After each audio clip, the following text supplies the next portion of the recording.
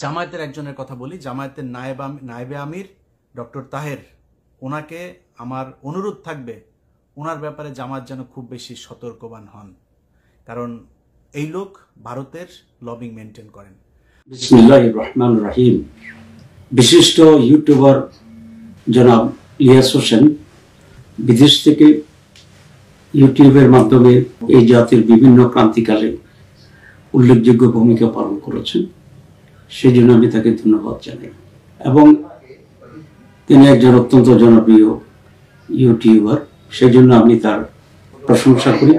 কিন্তু দুঃখজনক বিষয় হচ্ছে, উনি গত কয়েকদিনে দুইবার আমার নাম উল্লেখ করে কিছু তথ্য দেশবাসীকে ইউটিউবের মাধ্যমে জানিয়েছেন, যেগুলোর সাথে আমার দূরতম কোনো সম্পর্ক নেই। তিনি বলেছেন প্রথমবার যে ভারতের সাথে আমি বিশেষ সম্পর্ক রাখি, এবং দ্বিতীয়বার একেবারেই আমাকে রয়্যাল এজেন্ট উল্লেখ করে বক্তব্য রেখেছেন। এবং ওনার বক্তব্যে উনি বলেছেন যে উনি শুনেছেন এবং কেউ ওনাকে এই বিষয়টি বলেছে। ওনার মতো একটা গুরুত্বপূর্ণ ব্যক্তি, তার যেখানে মিলিয়নস অফ পিপল তার দর্শক আছে, শ্রোতা আছে, সেখানে কোনো বক্তব্য দেওয়ার আগে ওনার বিষয়টি যাচাই বাছাই করার দরকার ছিল বলে আমি বিশ্বাস করি। কেউ কিছু একটা বলেছে আর তদন্ত বা যাচাই বাছাই না করে উনি ইউটিউবে প্রচার করে দেবেন, এটি সমীচীন নয় বলে আমি মনে করি, এবং এতে করে সত্যের অপলাপ হইতে পারে। এ বিষয়ে আমার বক্তব্য অত্যন্ত স্পষ্ট যে আমি ভারত বা নয়, কোনো বিদেশের কোনো গোয়েন্দা সংস্থার সাথেই আমার বিশেষ কোনো সম্পর্ক নেই। এবং আমি যে দল করি এটি অত্যন্ত উচ্চ নৈতিকতা এবং জবাবদিহিতার ভিত্তিতে পরিচালিত হয়। উনি জামাত ইসলামীকে তদন্ত করার কথা বলেছেন। আসলে তদন্ত করে সত্য উদ্ঘাটন করা এটাও ওই ব্যক্তি বা সংস্থার দায়িত্ব যিনি নিজে এরকম তথ্য দেন। আমি আশা করি বিষয়টি উনি খতিয়ে দেখবেন, এবং যদি তিনি সুস্পষ্ট কোনো প্রমাণ না পান তাহলে বিষয়টি যে উনি সঠিক বলেননি সেটা ওনার ইউটিউবের মাধ্যমে উনি ওনার শ্রোতাদেরকে এবং জাতিকে জানাবেন। আরেকটি বিষয়ে উনি কথা বলেছেন যে বিশিষ্ট সাংবাদিক জনাব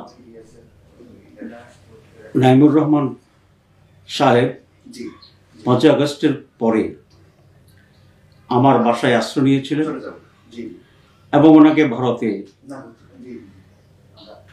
চলে যাওয়ার ক্ষেত্রে আমি সহযোগিতা করেছি। বাস্তব সত্য হচ্ছে জনাব নাইমুর রহমান সাহেবের সাথে ফিজিক্যালি আমার কখনোই দেখা হয়, সুতরাং আমার বাসায় থাকা তো কোনো প্রশ্নই আসে না। আর তিনি যে ভারতে পালিয়ে গেছেন সেই তথ্যটিও আমি প্রথম জানতে পেরেছি জনাব ইলিয়াস হোসেনের বক্তব্যের মাধ্যমে। আমি প্রথম জানতে পারলাম যে সাংবাদিক নাইমুর রহমান সাহেব ভারতে পালিয়ে গেছেন। সুতরাং এখানে ওনাকে ভারতে পালিয়ে যাওয়ার আমি সহায়তা করেছি বলে উনি যে বক্তব্য রেখেছেন সেটি একেবারেই একটি ভুল কথা, ভুল তথ্যের মাধ্যমে করেছেন, এবং এটা সত্যের অপলাপ হয়েছে।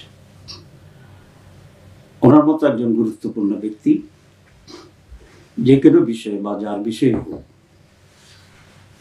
যখন কোনো কমেন্ট করবেন বা জাতিকে তথ্য দেবেন, এটাই নৈতিকতার দাবি যে তিনি বিষয়টি যাচাই বাছাই করবেন এবং সুস্পষ্ট প্রমাণ তথ্যের ভিত্তিতে সেটি বলবেন। আমি ওনার কাছ থেকে কমপক্ষে এই ধরনের নৈতিক আচরণ আশা করি। কারণ মিথ্যা তথ্যের ভিত্তিতে যদি সংবাদ পরিবেশিত হয়, এটা মানুষকে বিভ্রান্ত করতে পারে এবং এটা কোনোভাবেই এই দেশের বা দেশের মানুষের জন্য কল্যাণকর হতে পারে না। আমি রসুল আকরাম সাল্লাল্লাহু আলাইহি ওয়াসাল্লামের একটি হাদিস উদ্ধৃত করে শেষ করতে চাই। রসুল আকরাম সাল্লাল্লাহু আলাইহি ওয়াসাল্লাম বলেছেন, মিথ্যা বলার জন্য এটি যথেষ্ট যে কোনো ব্যক্তি কিছু একটা শুনল, এটা সত্যতা যাচাই বাছাই না করে বলে বেড়ালো। আমি ইলিয়াস হোসেন সাহেবকে আবার ধন্যবাদ জানিয়ে আমার বক্তব্য শেষ করছি। আল্লাহ হাফেজ।